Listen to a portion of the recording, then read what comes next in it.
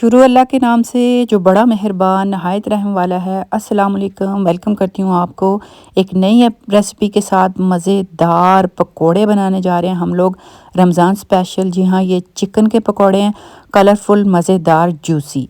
Start करते हैं अपनी रेसिपी को। हमें चाहिए चिकन, तकरीबन ये 1 किलो चिकन से कम था।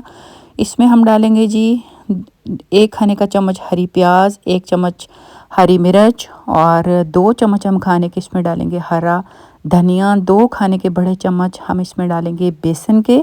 साथ ही हम इसमें 2 चम्मच डालेंगे कॉर्नफ्लावर के। देन हम डालेंगे जी मिर्च डालेंगे 1 चाय का चमचा लाल मिर्च। नमक आप हस्बे ज़रूरत इस्तेमाल कीजिएगा।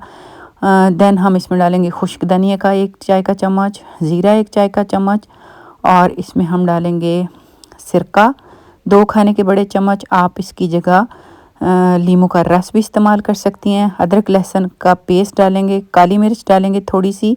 मेरे पास चूँकि लेमन नहीं था तो मैंने इसमें सिरका डाला। अजवाइन डालेंगे हम थोड़ी सी मुराद हाफ़ टी स्पून के करीब। थोड़ा थोड़ा पानी डाल के हम इसको मिक्स कर लेंगे। एकदम आपने पानी नहीं डालना वरना ये पतला हो जाएगा। हमने इसकी कंसिस्टेंसी को बरकरार रखना है थोड़ा थोड़ा पानी डाल के।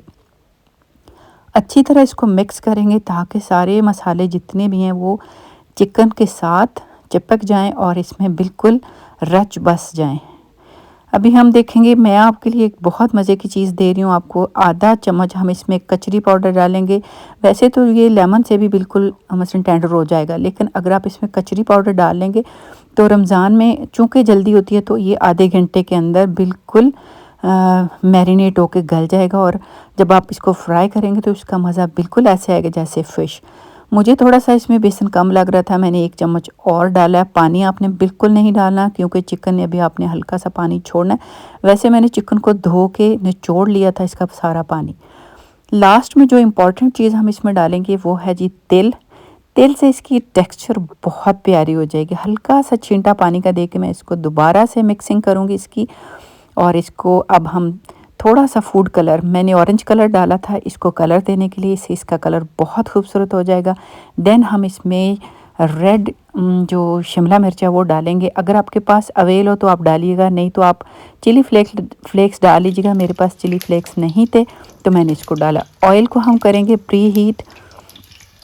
आपने हाई फ्लेम पे इसको ऑयल को गर्म करना है और पकौड़ों को डाल देना जी फ्राई होने के लिए। शुरू में आपने 1 मिनट इसको हाई फ्लेम पे पकाना है, देन आपने इसको हाई मीडियम फ्लेम पे आपने इसको फ्राई करना है और तब तक फ्राई करना है कि ये गोल्डन हो जाए और अपना बहुत प्यारा सा खूबसूरत सा कलर छोड़ दें।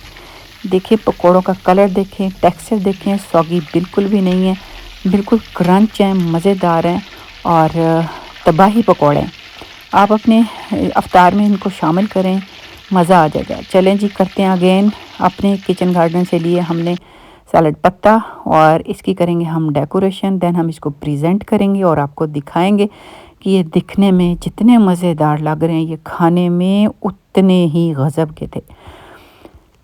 साथ हम इसके करेंगे चटनी इंशाल्लाह मैं किसी वक्त आपको जितनी भी चटनियाँ मैं यहाँ पे लगा रही हूँ इनकी एक रेसिपी 1-2 रोज़ में इंशाल्लाह आपको 3 से 4 चटनियों की मैं रेसिपी दूँगी।